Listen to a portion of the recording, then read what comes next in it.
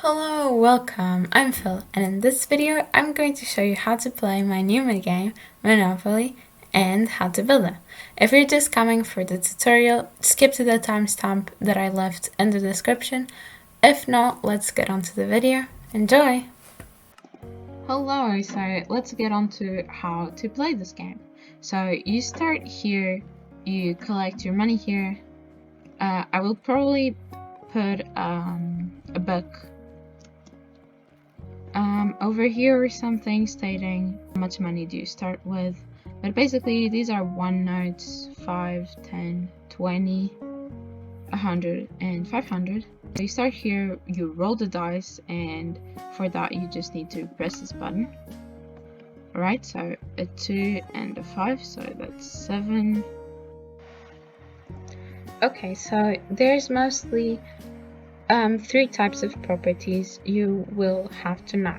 The first type of property is just a normal property. You have the name, how much it costs to buy it, and how much it costs to rent it if someone else has bought it already. If someone else has bought it already, you'll see it because they should place their head on said property. Also, if you buy a property, you get a block with the same color stating what's the rent and what's the rent if the owner owns both properties. Alright, so next up we'll go to community chests. Community chests have golden pressure plate, and all you have to do when you're in this space is press this button to get a prompt. So next there's the railroad, are essentially like the other properties, but if you own more than one, the price of rent goes up. Are the chance cards, it's the same thing as the community cards. When you press this button you get a prompt. Don't be too hard. This is the jail. If you get sent to jail either by landing on this space here or by getting a prompt on chance cards or community chest cards, you have to stay here until you roll a double.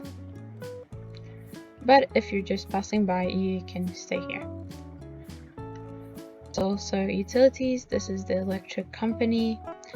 If it's not owned already, you can buy it for 150, and when people pass here they have to pay 4 times the amount they rolled on the dice. If you have both the electric company and the waterworks, they have to pay 10 times the amount they roll in the dice. Last but not least, this is the free parking spot.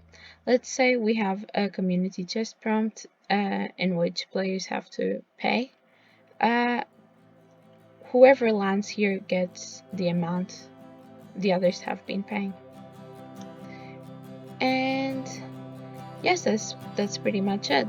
This is where you leave. Thank you so much for your attention. I hope you have fun, and so maybe consider giving this video a like and subbing to the channel. It would help me a bunch. Okay, so what I'm showing on the screen right now is what I used to build this on the survival server I play on. You don't have to use the exact same block choice. You can change it to what is available to you. Hi, editing Phil here. You end up using way more droppers than I actually put there. I'm so sorry. Now on to how I built it. I started with a ghost base that I made out of 8 gold blocks, placing a shroom light in the middle. This is so it captures people's attention and it contrasts with the rest of the board. For the properties I used 3 colored blocks and 6 smooth quartz blocks, as to imitate what they actually look like on the board. I made 2 properties with each color instead of 3, and I alternated them with the surface properties. For the surface properties, instead of smooth quartz, I used smooth stone, and depending on the surface, I used different colors. For the railroads, I used black stone with rails on top. For the community chests, I used stone with a golden pressure plate, and for the chances, I used stone with a single piece of redstone. Other than that, I also added an electric company with shroom lights, and for the waterworks, I used packed ice. On the corners, I added a prison, a police station, and a free parking spot. This is not rocket science, I just tried to make it look somewhat similar to what is on the board. And I should also add that I didn't put in income taxes because I didn't want the board to be too big. Now onto the dice. I wanted to incorporate them in game, so I just used 2 droppers on top of each other. I filled them with papers named from 1 to 6, and I placed a button on the top dropper. So when you press that button, you get 2 random numbers, just like a dice. I dispersed these across the board like so, and that's about it. It's not complicated.